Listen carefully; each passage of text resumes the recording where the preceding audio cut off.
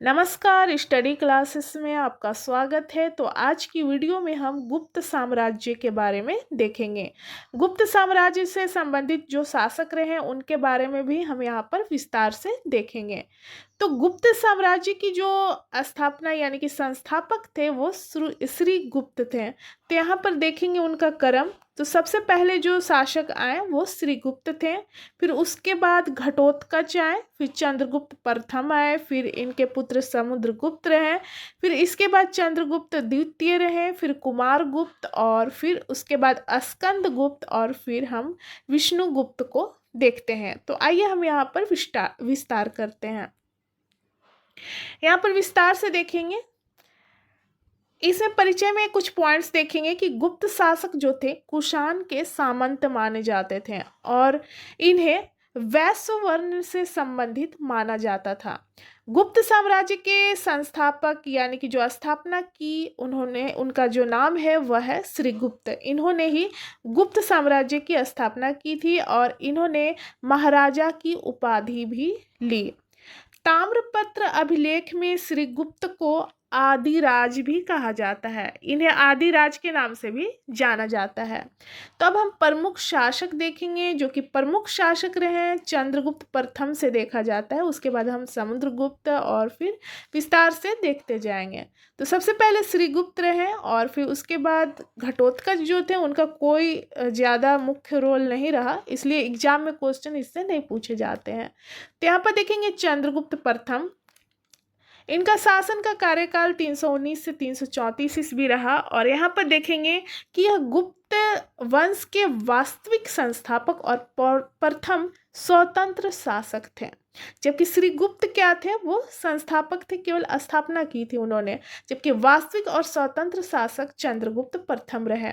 इनका विवाह जो हुआ था लिच्छवी राजकुमारी कुमार देवी से हुआ था और फिर इनका एक पुत्र जन्म लेता है जो कि समुद्रगुप्त जो शासक रहे ये इनके पुत्र थे। उसके बाद हम देखते हैं कि चंद्रगुप्त प्रथम ने महाराजाधिराज की उपाधि धारण की थी और राज्याभिषेक के समय से ही गुप्त संवत का आरंभ देखने को मिलता है। और इसके साथ हम देखते हैं कि चंद्रगुप्त प्रथम ने चांदी के सिक्के को प्रचलित करवाया था, प्रचलन में लाया था। अब इसके बाद हम देखेंगे समुद्रगुप्त के बारे में जो कि इनके पुत्र थे। समुद्रगुप्त जो है इन्हें लिच्छवी दौहित्र के नाम से भी, लिच्छवी का नाती के नाम से जाना जाता है। ये 335 ईस्वी में शासक बनते हैं और जो उपाधि इन्होंने धारण किया था वह था पराक्रमांक, अश्वमेधकर्ता, परम भागवत, कविराज। इन्होंने लगभग 20 शासकों को हराया था और इस कारण विसेंट स्मिथ ने इन्हें भारत का नेपोलियन कहा है। समुद्रगुप्त के जो दरबारी कवि थे वो थे हरिसेन। हरिसेन के बारे में हम यहाँ पर देखेंगे। हरिसेन ने प्रयाग प्रशस्ति यानी कि इलाहाबाद प्रशस्ति की रचना की और इसकी भाषा जो थी वो संस्कृत थी, लिपि जो है ब्राह्मी और शैली जो है चंपू शैली, जिसमें गद और पद दोनों को देखते हैं। सिक्का पर वीणा वादन यानी कि ये संगीत प्रेमी थे। समुद्रगुप्त संगीत प्रेमी थे, सिक्कों पर वीणा बजाते हुए इन्हें दिखाया गया है। और समुद्रगुप्त का एरन अभिलेख में हम क्या देखते हैं जो कि एमपी से प्राप्त हुआ है, इनकी पत्नी दत्त देवी के बारे में वर्णन मिलता है उसमें। और एरन जो था एमपी समुद्रगुप्त का सबसे पसंदीदा नगर था। अब समुद्रगुप्त के बाद हम चंद्रगुप्त द्वितीय के बारे में देखते हैं। इसके बाद चंद्रगुप्त द्वितीय शासक बनते हैं। यहाँ पर देखेंगे कि ये 380 ईस्वी में शासक बने और चंद्रगुप्त द्वितीय के शासनकाल को गुप्त काल का स्वर्ण काल कहा जाता है। इन्होंने जो उपाधि धारण की थी वह था विक्रमादित्य, यानी कि शकों को पराजित करने के बाद ये उपाधि इन्होंने धारण किया था। उसके बाद इन्होंने उज्जैनी पूर्वाधीश्वर, चंद्र और परम भागवत और सकादी की उपाधि धारण की थी। इन्होंने राजधानी जो बनाया था पाटलिपुत्र और उज्जैन को अपनी राजधानी बनाया था चंद्रगुप्त द्वितीय ने। और उसके बाद वैवाहिक संबंध में हम देखते हैं इनके वैवाहिक संबंध। इन्होंने नागवंश की राजकुमारी कुबेर नाग से विवाह किया था। इसके बाद चंद्रगुप्त द्वितीय ने अपनी पुत्री जो कि प्रभावती गुप्त थी उसका विवाह वकाटक शासक रुद्रसेन द्वितीय से की थी। और बाद में हम देखते हैं कि रुद्रसेन द्वितीय की मृत्यु हो जाती है और सारा शासन व्यवस्था प्रभावती गुप्त संभालती है। चंद्रगुप्त द्वितीय के शासनकाल में चीनी यात्री फाह्यान जो थे वो भारत आए थे और चंद्रगुप्त द्वितीय के दरबार में हम देखते हैं कि 9 विद्वान रहते थे जिसे नवरत्न के नाम से जाना जाता था। चंद्रगुप्त द्वितीय के जो राजकवि थे वो थे साब और संधि विग्रहिक सचिव जो थे उनका नाम था वीरसेन। चंद्रगुप्त द्वितीय शकों से विजय प्राप्त करने के बाद मालवा में चांदी के सिक्कों का प्रचलन करवाया था। अब चंद्रगुप्त द्वितीय के बाद हम फाह्यान के बारे में देखेंगे। फाह्यान जो थे चंद्रगुप्त द्वितीय के दरबार में एक ये चीनी यात्री आए थे, चीनी यात्री बनकर, और इनकी पुस्तक जो है वो है फो म्यों की। फाह्यान स्थल मार्ग से भारत आए थे जबकि ये जल मार्ग से वापस जाते हैं। फाह्यान ने भारत को मध्य देश यानी कि ब्राह्मणों का देश कहा है और इन्होंने चंडालों का प्रथम वर्णन किया है। फाह्यान ने ही चंडालों का प्रथम वर्णन किया है सबसे पहले, और इन्होंने बताया कि पाटलिपुत्र में विनिमय का जो माध्यम था वो कौड़ी होता था। चंद्रगुप्त द्वितीय के जो नवरत्न थे वहां पर यहाँ पर देख सकते हैं कालिदास जो थे वो सर्व प्रमुख थे, नवरत्नों में सबसे प्रमुख माने जाते थे जो कि साहित्यकार और लेखक थे। धन्वंतरी जो थे चिकित्सक थे, वराह मिहिर जो थे खगोल शास्त्री तथा ज्योतिषी थे, और अमर सिंह जो थे कोशकार थे, और छपनक फलित ज्योतिषी थे, और शंकु जो थे वास्तुकार थे, वेताल भट्ट जादूगर, और उसके बाद आते हैं घटकर पर, ये कूटनीतिक थे, और वर रुचि व्याकरणाचार्य थे। तो ये नवरत्न थे चंद्रगुप्त द्वितीय के। उसके बाद हम क्या देखते हैं कि विशाख दत्ते की एक पुस्तक देवी चंद्रगुप्तम में यह देखने को मिलता है कि समुद्रगुप्त के बाद रामगुप्त शासक बने थे और चंद्रगुप्त द्वितीय रामगुप्त को हराकर फिर राजगद्दी पर बैठते हैं। अब हम देखते हैं चंद्रगुप्त द्वितीय के बाद कुमारगुप्त प्रथम, कुमारगुप्त के बाद स्कंदगुप्त के बारे में देखेंगे। तो यहाँ पर देखते हैं कुमारगुप्त प्रथम, इनका शासनकाल जो है 415 से 455, और इन्होंने उपाधि जो धारण की थी वह महेंद्रादित्य और शकादित्य की उपाधि धारण की थी।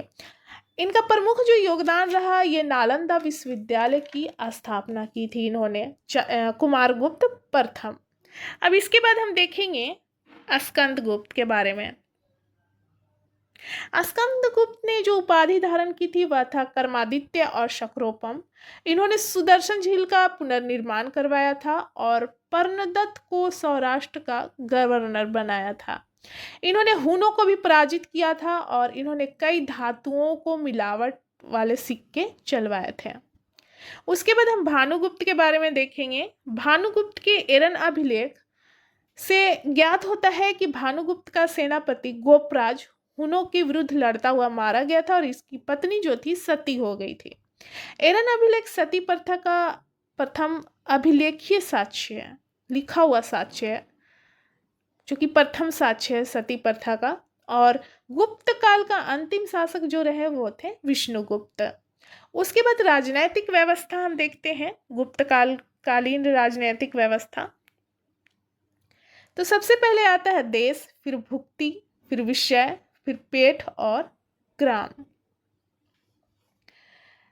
तो ये 5 है टोटल, देश, भुक्ति, विषय, पेठ और ग्राम। उसके बाद हम देखेंगे केंद्रीय प्रशासन। तो शासक का प्रमुख जो था, शासन का प्रमुख राजा होता था और राजत्व का पद जो था वो दैवीयकरण था, यानी कि ईश्वर का रूप माना जाता था राजा को। और गुप्तकालीन प्रमुख मंत्री जो रहे उनके बारे में यहाँ पर देखेंगे। सबसे पहले देखेंगे कुमार मात्य, जो कि सर्वोच्च प्रशासनिक अधिकारी रहे। उसके बाद देखेंगे महादंडनायक, युद्ध एवं न्याय के सर्वोच्च अधिकारी रहे। और दंडपाशिक जो थे वो सर्वोच्च पुलिस अधिकारी थे।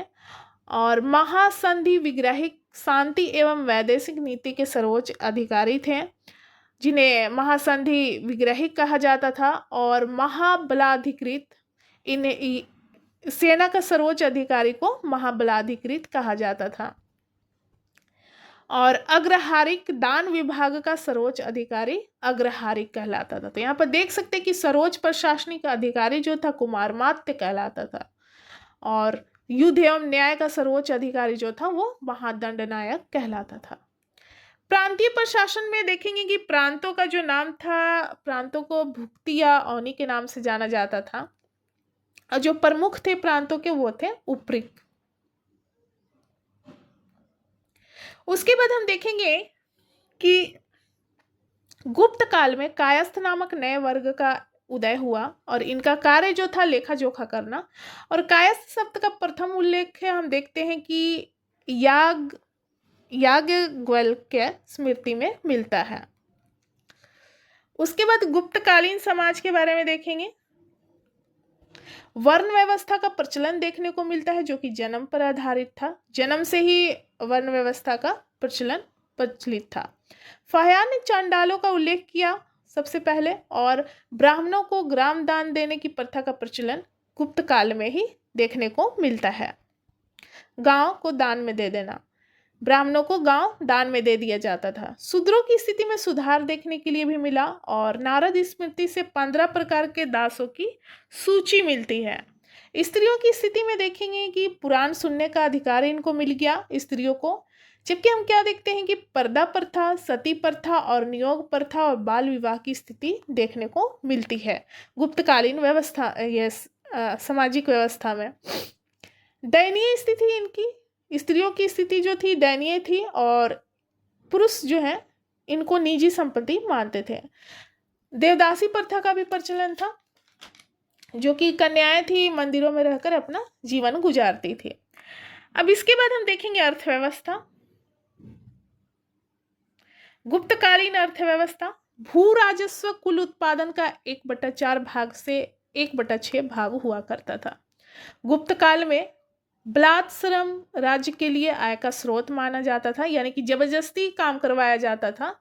इसे जनता द्वारा दिया जाने वाला कर भी माना जाता था।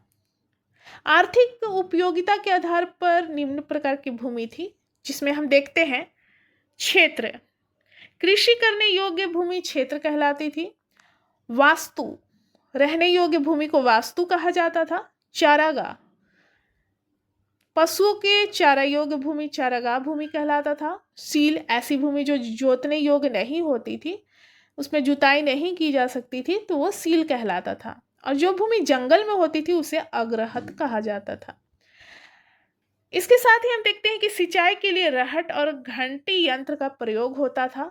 श्रेणी के प्रधान को ज्येष्ठक कहा जाता था। गुप्त काल में उज्जैन सर्वाधिक महत्वपूर्ण व्यापारिक केंद्र माना जाता था। उज्जैन जो था वो सर्वाधिक महत्वपूर्ण व्यापारिक केंद्र था।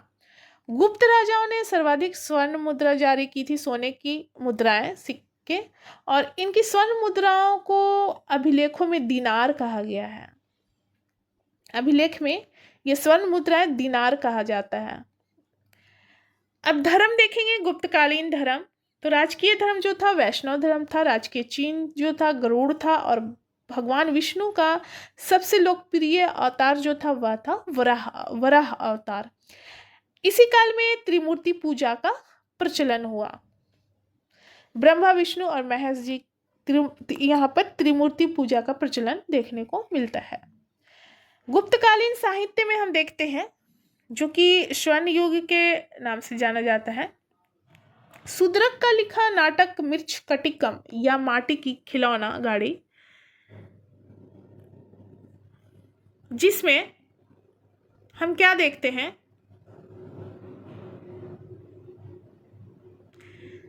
कि ब्राह्मण के साथ वैश्या का प्रेम का वर्णन देखने को मिलता है। और यह प्राचीन नाटकों में सर्वोच्च कोटि का माना जाता है।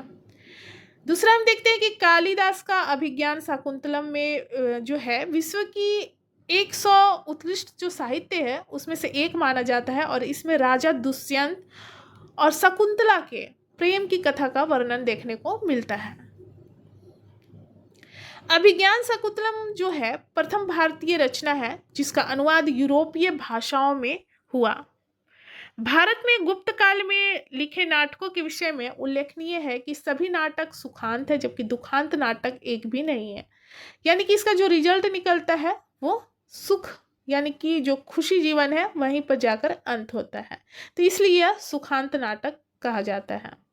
निम्न वर्ग के लोग भिन्न भिन्न भाषाएं बोलते थे अलग अलग, जबकि उच्च वर्ग के लोग थे वो संस्कृत भाषा बोलते थे। बुद्ध घोष ने हीनयान धर्म पर प्रसिद्ध ग्रंथ लिखा जो कि जिसका नाम है विशुद्धि मग्न। जैन ग्रंथों में आचार्य सिद्धसेन का न्यायावतार सबसे प्रसिद्ध रहा, और गुप्त काल में हम क्या देखते हैं कि बौद्ध दर्शन पर भी अनेक ग्रंथों की रचना हुई। अशंग जो थे महायान धर्म के प्रकांड विद्वान थे। उसके बाद हम देखते हैं कि वसुबंधु ने अभिधर्म कोश लिखा, और इसमें बौद्ध धर्म के मौलिक सिद्धांतों का प्रतिपादन किया गया। इसके साथ ही हम देखते हैं कि गुप्त काल में विष्णु शर्मा द्वारा लिखित पंचतंत्र को संसार का सर्वाधिक प्रचलित ग्रंथ माना जाता है। बाइबिल के बाद इसका स्थान दूसरा माना जाता है, और इसे पंचतंत्र को 5 भागों में बांटा गया है: मित्रभेद, मित्रलाभ, संधि विग्रह, लब्ध प्रनाश और अपृच्छाकरित्व। इसके बाद हम देखते हैं नाटक देखेंगे और नाटककार, और नाटक का विषय क्या रहा उसके बारे में हम देखेंगे। तो जैसे नाटक यहाँ पर देख सकते हैं, नाटक का जो नाम है अभिज्ञान शाकुंतलम, जो कि काफ़ी प्रसिद्ध है, कालिदास द्वारा रचित है, जिसमें दुष्यंत और शकुंतला की प्रेम कथा का वर्णन किया गया है। उसके साथ ही अगला देखते हैं मालविका अग्निमित्र, जो कि कालिदास द्वारा रचित है। इसमें अग्निमित्र और मालविका की प्रेम कथा का वर्णन किया गया है। उसके बाद हम देखते हैं विक्रमोर्वशीयम, जो कि कालिदास द्वारा रचित है। इसमें सम्राट पुरुरवा और उर्वशी अप्सरा की प्रेम कथा का वर्णन किया गया है। उसके बाद हम अगली नाटक जो देखते हैं मुद्रा राक्षस, जो कि विशाख दत्त द्वारा रचित है। इस ऐतिहासिक नाटक में चंद्रगुप्त मौर्य के मगध के सिंहासन पर बैठने की कथा का वर्णन किया गया है, यानी कि चंद्रगुप्त मौर्य के बारे में है। मृच्छकटिकम, जो कि शूद्रक द्वारा लिखी गई है नाटक। इस नाटक में नायक जो है चारुदत्त, नायिका वसंत सेना के अतिरिक्त राजा, ब्राह्मण, जुआरी, व्यापारी, वेश्या, चोर और धूर्तदास का वर्णन किया गया है। अगला नाटक जो है वो है देवी चंद्रगुप्तम, जो कि विशाख दत्त द्वारा रचित है। और एक जो और नाटक था वो था मुद्रा राक्षस, और एक है देवी चंद्रगुप्तम। इस ऐतिहासिक नाटक में चंद्रगुप्त द्वारा शक का वध कर ध्रुव स्वामिनी से विवाह का वर्णन देखने को मिलता है इस नाटक में। और अगला जो नाटक है चारुदत्तम है, जो कि भास द्वारा रचित है। इस नाटक का नायक चारुदत्त मूलतः भास की कल्पना है। उन्हें अब कल्पना के आधार पर भास ने इस नाटक को लिखा है। जो नायक जो था चारुदत्त था। स्वप्नवास वदत्तम, जो कि भास द्वारा रचित नाटक है, और इसमें महाराज उदयन और वासवदत्ता की प्रेम कथा का वर्णन देखने को मिलता है। उसके बाद हम देखेंगे गुप्तकालीन वास्तुकला, जिसमें अजंता में निर्मित कुल 29 गुफाओं में वर्तमान में केवल 6 ही शेष रह गए हैं, जिनमें हम क्या देखते हैं कि गुफा संख्या 16 और 17 ही गुप्तकालीन है। जो कि इसमें गुफा संख्या 16 में उत्कीर्ण मरणासन राजकुमारी का चित्र का उल्लेख किया गया है। गुफा संख्या 17 के चित्र को चित्रशाला कहा गया है, और इस चित्रशाला में बुद्ध के जन्म, जीवन, महाविनिष्क्रमण एवं महापरिनिर्वाण की घटनाओं से संबंधित चित्र का उल्लेख किए गए हैं। अजंता की गुफाएं बौद्ध धर्म की महायान शाखा से संबंधित है। और इसके साथ ही हम देखते हैं कि गुप्त काल में निर्मित अन्य गुफा बाघ की गुफा है, जो बाघ नामक स्थान पर विंध्य पर्वत को काटकर बनाई गई थी। उसके बाद हम देखते हैं कि मंदिर बनाने की कला का जन्म जो है गुप्त काल में ही हुआ था। अब देखेंगे मंदिर और ये कहाँ पर है इसके बारे में देखेंगे। तो एरन जो है एमपी में पड़ता है। एरन का विष्णु मंदिर, तो एरन सागर जिला मध्य प्रदेश। ज़्यादातर जो मंदिर हैं वो एमपी में है। गुप्त काल में जो मंदिर बनाए गए थे वो एमपी में बनाए गए थे। दूसरा है भूमरा का शिव मंदिर, ये भूमरा सतना जिला एमपी में है। सांची का मंदिर सांची रायसेन जिला एमपी में देखने को मिलता है। पिपरिया का विष्णु मंदिर जो है पिपरिया सतना जिला एमपी में देखने को मिलता है। ये सारे एमपी में हैं। और तिगवा का कंकाली देवी मंदिर, तो तिगवा जबलपुर मध्य प्रदेश में देखने को मिलता है। तिगवा का विष्णु मंदिर तिगवा जबलपुर, ये भी एमपी में देखने को मिलता है। और यहाँ पर दो हो गए, कंकाली देवी मंदिर और विष्णु मंदिर। अगला है नचना कुठार का पार्वती नचना मंदिर, तो जो कि कुठार पन्ना यानी कि एमपी में देखने को मिलता है। नागौद का शिव मंदिर, तो नागौद सतना जिला एमपी में देखने को मिलता है। खोह का शिव मंदिर, तो खोह सतना जिला एमपी में देखने के लिए मिलता है। और मढ़ी का मंदिर जो है मढ़ी जबलपुर जिला एमपी में देखने के लिए मिलता है। अब देखेंगे गुप्तकालीन विज्ञान और प्रौद्योगिकी, जो कि आर्यभट्ट के बारे में देखेंगे। जन्म इनका 499 ईस्वी में पटना में हुआ था। और आर्यभट्ट का प्रसिद्ध ग्रंथ जो है आर्यभट्टियम है। और इनके अन्य ग्रंथ जो रहे वो है 10 गीतिक सूत्र और आर्यष्टक। आर्यभट्ट ने पृथ्वी को गोल बताया और उसकी परिधि का अनुमान लगाया था। आर्यभट्ट ने दशमलव प्रणाली की भी विवेचना की और आर्यभट्ट का शून्य तथा दशमलव सिद्धांत उनकी देन थी। अगला देखेंगे वराह मिहिर। आर्यभट्ट के बाद दूसरा प्रसिद्ध गुप्तकालीन गणितज्ञ और ज्योतिष थे ये। इनका 6 ग्रंथ उल्लेखनीय है, जिसमें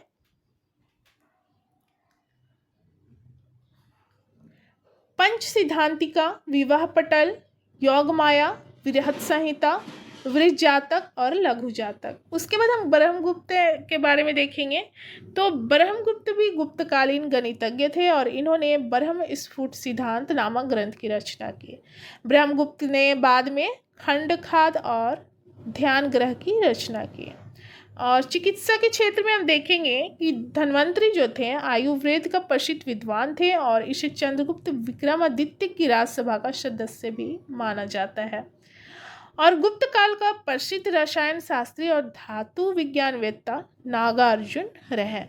तो ये टोटल गुप्त साम्राज्य के बारे में जानकारी थी, जो कि एग्जाम की दृष्टि से ये काफ़ी इम्पॉर्टेंट है। और अगली वीडियो में हम गुप्तोत्तर काल के बारे में देखेंगे कि गुप्त साम्राज्य के बाद का काल जो रहा उसके बारे में हम देखेंगे।